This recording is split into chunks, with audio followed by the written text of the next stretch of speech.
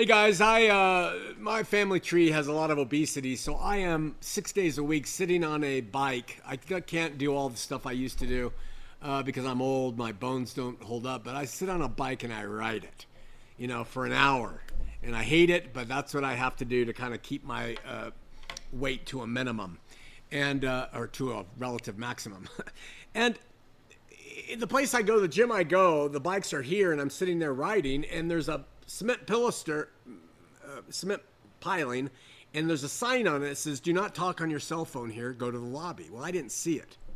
And I was on the phone with somebody, and there's a guy next to me. He came and sat down next to me, and he decided that he was going to call me out. And, I have a problem in my life, in my flesh, with revenge. I like to get it quickly and swiftly. I've grown to not be so quick with people who don't mean to do things or people who inadvertently make mistakes. I'm not too harsh on them anymore, but if someone purposely confronts me, I have a real short fuse to call them out and go to war. Well, he said, "Hey, take it to the lobby." And I said, "Nah," and I continued to talk. And he laid into me. He was probably 30. He laid into me with invectives like I couldn't believe. All the current terms he threw at me. I was a Karen, he said. And I am fat, and I should iron my shirt, and I needed to get a haircut, and I was a loser, and I needed to do something with my life. All for me saying I'm not going to listen to you about the phone. And he hit every blemish, every fault that he could observe in my person. Even when I came back at him aggressively, it didn't do anything. And so after the spirit settled in, 5 minutes later, he got up to do something. He started to come back. And I said, "I'm sorry." I said, "It's my fault. I didn't see the sign. I should have listened to you. You were right. I was wrong." And he said, "Sorry's not enough, jackass," or whatever he said. And he kept on me. And so I was pushed in my flesh.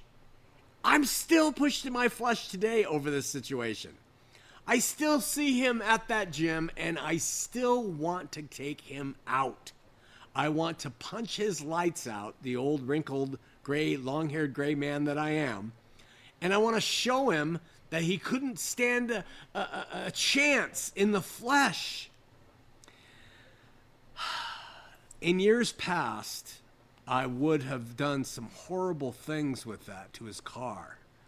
Retaliation, revenge, seethes in my flesh, especially in the heat of a moment of an attack. And it's the way of the natural man.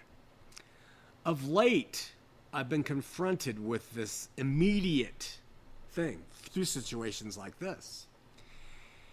And I've had to challenge my dedication to trust in the Lord, and revenge is his. And in this specific situation, this man, he was very large, very extremely aggressive. I had to really look in my soul and decide, do I trust that? Or am I going to act on it myself? Do I trust in the Lord when he says, "Vengeance is mine"? And thus far, I've been able to overcome a lot of things in my heart and mind from that encounter. I've seen the guy a number of times, but every time I have to make a decision, am I going to trust in the Lord? Or am I going to do one of the 10,000 things I think of doing? Tire slashing, window bashing, smashing him over the head, knocking his teeth out. Sorry, that's just the truth. In this situation, and aside from my initial reaction, I've been successful in being able to trust the Lord outwardly, which is included in begging for his forgiveness and then not taking action against him. And God has worked subtly and slowly, but I started thinking about God taking revenge on people. And the thoughts are worthy of some consideration, and I'll share with them quickly now. Think about it. As believers, we can apologize for our failures and our part. We can walk away. We can turn the other cheek. We can do this towards somebody who is evil and recalcitrant and angry and void of the Spirit. That's what we can do, right?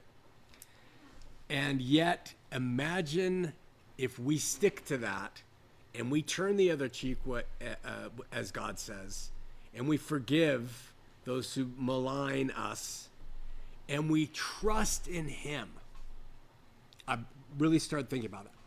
We really trust that He will handle situations like this, okay? And can you imagine what the living God is capable of doing to somebody and exposing them if we let Him? Imagine the subtle, gentle, loving hints He would first give to such a person as the one who accosted me, the gentle reminders and the growing slams that He would increase in this person's life. And imagine what He would do to them when they rebelliously kick against that or allow to happen in their life. And then imagine His response to such a soul when we as believers allow Him to assess and judge that person in the afterlife, especially if they've never changed. Do we trust that vengeance is His and that He can do a better, more just, more effective job in enacting that revenge than we can? And it really comes down to self-will again, His will or our will. And we're confronted with that. So, if you are in the position and you're having trouble with somebody who's hurt you, offended you, gets under your skin, and you want to lash out, or you have lashed out, I would suggest, just as something to consider, that you go to them and seek their forgiveness, and you allow God to take care of them. You include them in your prayers. God, help that person. You pray for those who despitefully use you.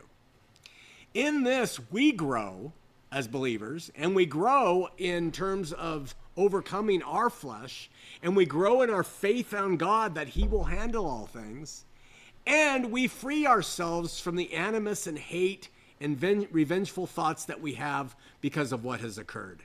Something just to consider. Have a great week. We love you.